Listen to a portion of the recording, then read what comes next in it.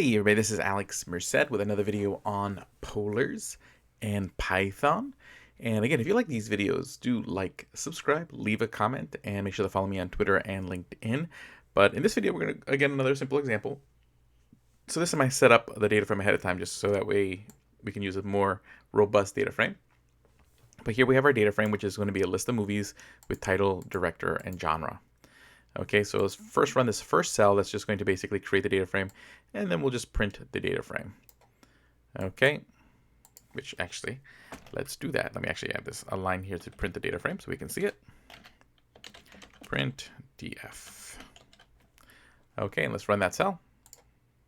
Cool, and we can see there's the data frame. Okay, wonderful.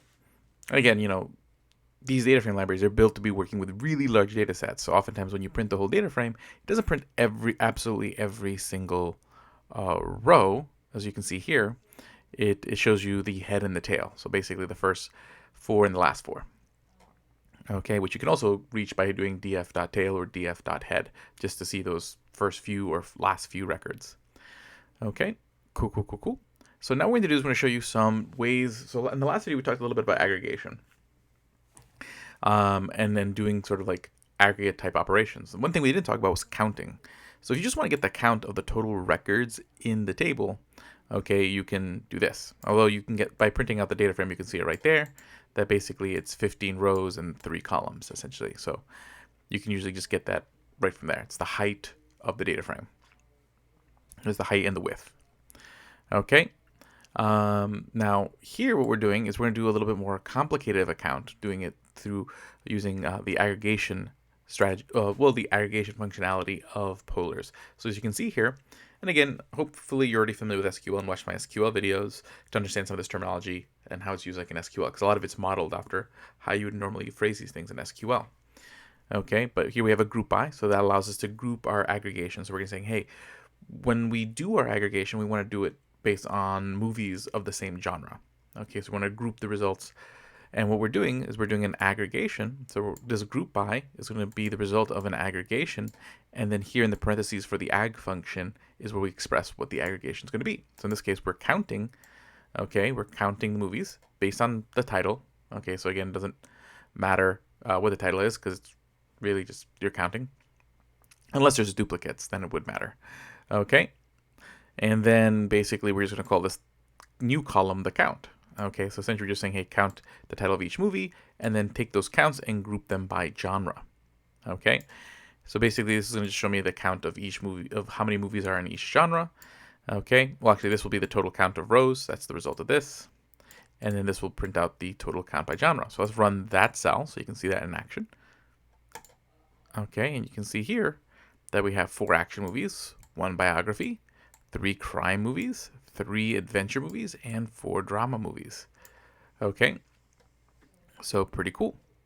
Okay, but again, see, it's just giving me a data frame with just the sort of, again, the group by column and the aggregation. Now let's say here we're going to try to find all I want is all the rows that are comedy movies.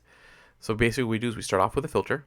So we did this in the previous video where we say, hey, which column we want to filter on. So I'm saying, hey, using the genre column, give me any movie back that is a drama movie. Okay, cool. So actually, let me fix that variable name, drama movies. It's drama movies. Okay, drama movies. I originally wanted to do comedy movies, but I realized there was no comedy movies in the data set.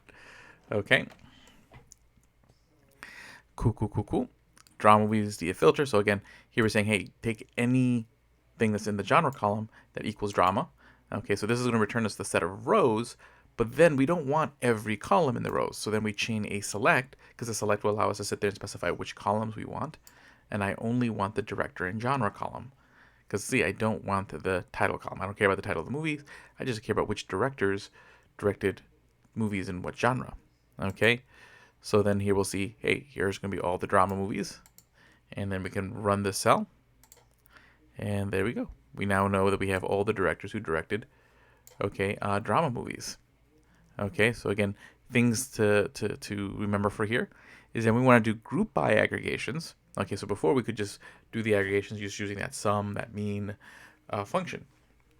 But if I want to do aggregations that are grouped, you first start off with this group by, and then you use this ag function and then specify what is the aggregation. And then you would do that in here. Okay, you can grab the height of a column. So if you just want a raw count, the height property of a particular data frame will basically give you that. So there's no need to recalculate it. You can just grab the height property that's already calculated. And again, if you want to first filter, but then still only get a couple columns, you can chain select to filter. Both of these functions we talked about in the previous video. So yeah, I'll leave it at that. So that's this video, and I'll see you in the next one.